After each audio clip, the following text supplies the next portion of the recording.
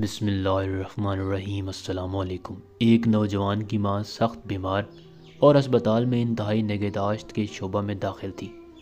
Doctor نے یہاں تک کہہ دیا کہ برخوردار، زندگی موت تو اللہ کے ہاتھ میں ہے، مگر ہم اب مایوس ہو چکے ہیں۔ تم کسی بھی لمحہ کوئی بری خبر سننے کے لیے ذہنی طور پر تیار رہنا۔ رات گھر گزارنے کے بعد صبح ماں سے ملاقات کے لیے ہسپتال جاتے ہوئے نوجوان راستے میں ایک پیٹرول پمپ پر رکا۔ پیٹرول بھروانے کے لیے اپنی باری کا انتظار کرتے ہوئے اس کی نظر سروس شاپ کی دیوار کے پاس پڑی، جہاں ایک بلی نے خالی ڈبے کے نیچے بچے دے رکھے تھے۔ نوجوان کے ذہن میں جو پہلی بات آئی وہ یہ تھی کہ اتنے نازک اور چھوٹے سے بچے کھانا کہاں سے اور کیسے کھائیں گے۔ یہ خیال آتے ہی اس نے اپنی کار ایک طرف ہٹا کر بند کی، پاس ہی کھڑی ایک ریڑھی سے چھوٹی چھوٹی مچھلیاں خریدیں اور اسے بلی کے بچوں کے پاس رکھا۔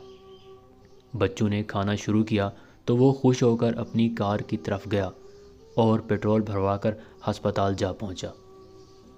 جیسے ہی اس نے اپنی ماں کے کمرے میں جھانکا تو بستر خالی پا کر اس کی آنکھوں تلے اندھیرا چھا گیا۔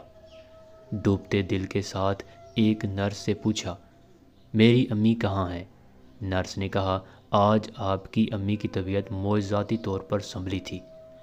اسے جیسے ہی ہوش آیا تو ڈاکٹروں نے کہا کہ اسے تازہ ہوا لینے کے لیے باہر لے جاؤ، تو ہم نے اسے کوریڈور سے باہر لان میں بٹھا دیا ہے، آپ اسے جا کر مل سکتے ہیں۔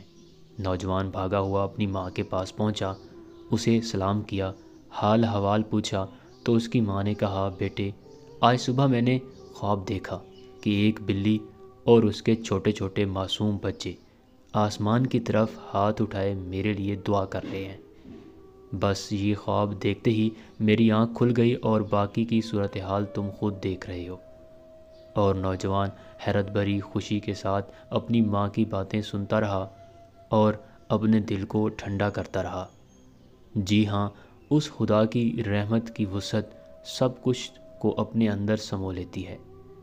ایسے تو ہمیں نہیں سکھایا گیا کہ اپنے مریضوں کا صدقہ سے علاج کرو، یا صدقہ ہی تو ہے جو تمہارے رب کے غصے کو ٹھنڈا کرتا ہے۔